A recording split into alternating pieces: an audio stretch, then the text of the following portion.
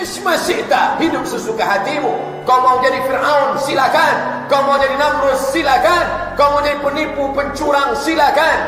Fa in syi'ta, kalau kau mau sesuka hatimu, silakan. Fa innaka mayyit, tapi ingat, kau akan jadi mayat, kau akan jadi bangkai yang bergelimpangan, hanya akan menjadi santapan cacing tanah. Ketika semua makhluk-makhluk yang hidup ini menjadi tanah, dari tanah kembali kepada tanah, tanaman yang kuntum, mekar, harum, semerbak, tak lama menjadi kuning, setelah itu layu dan mati, kembali kepada tanah, tumbuh tanaman yang baru. Anak kambing berubah menjadi induk kambing, induk kambing mengandung melahirkan anak kambing, induk kambing disembelih mati, dari tanah kembali kepada tanah, dan mereka tidak pernah diminta pertanggungjawaban atas apa yang pernah mereka lakukan. Tapi kita sudah terlanjur jadi manusia, kita tidak pernah memilih. Ini pilihan Allah, ini kemuliaan. Laqad karramna bani Adam, kami muliakan anak cucu keturunan Adam ala katsirin minal khalqi, daripada makhluk-makhluk yang lain. Wa faddalnahum tafdila, kami muliakan mereka. Oleh sebab itu dikatakan jamaah Jumat yang dimuliakan Allah, bukan manusia yang memuliakannya. Hai Tuan yang amat berhormat, hai yang di-Pertuan Agung, hai orang yang dimuliakan, bukan. Allah yang memuliakanmu, Allah yang memuliakanmu. Laqad khalaqnal insana fi ahsani taqwim. Tapi jangan lupa, ada masanya.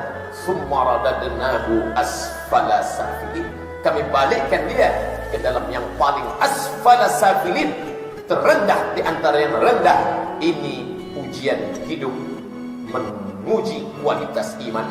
Kalau emas diuji dengan api, bakar dia, nanti akan tampak apakah dia betul-betul emas murni 24 karat atau dia hanya batu hitam yang tak pernah berubah dengan panas. Maka dia diuji dengan hartanya, diuji dia dengan anaknya, diuji dengan bisnisnya, diuji dengan kekuasaannya. Ketika kekuasaan itu ada di tangan, dia tetap menolong agama Allah. Ketika harta itu ada di tangan, dia pakai menolong agama Allah.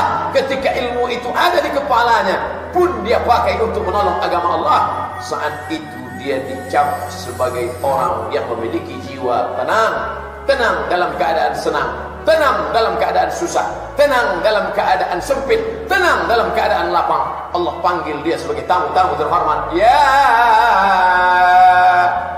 ayyatuhan nafsul mutmainnah, wahai jiwa yang tenang, irji'i, kembali. Kita tidak datang ke kampung yang baru, akan datang ke sebuah kota, kita tidak tahu tinggal di mana, hotelnya apa, tinggal berapa lama, siapa yang menjamin kita, apakah ada yang mengawal kita, merasa cemas.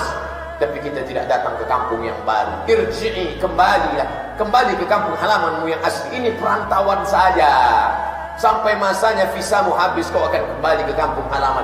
Irji'i, kembalilah. Kemana aku kembali? Ila rabbiki, kepada Rabb Allah, radiyatan mardiyah. Allah dalam keadaan ridha kepadamu, jiwamu pun ridha kepada Allah. Tiap pagi kita katakan raditu billahi rabba, aku ridha kepada Allah, maka ikutilah aturan Allah. Allah katakan haram, jauhi. Allah katakan baik, dekati. Allah katakan baik, datangi. Allah katakan haram, maka tinggalkan. Tidak lagi ada berpikir aku ingin taubat, tapi aku ingin berbuat baik, tapi, karena di sanalah setan bermain. Allazi yuwaswisu fi sudurin nas. Nanti kalau kau tidak ambil, kau akan rugi. Kalau tidak kau ambil, anakmu akan susah. Kalau tidak kau ambil, rumahmu tidak akan jadi. Kalau tidak kau ambil, mobilmu tidak akan berganti. Kalau tidak kau ambil, istrimu tidak akan bahagia. Kalau tidak.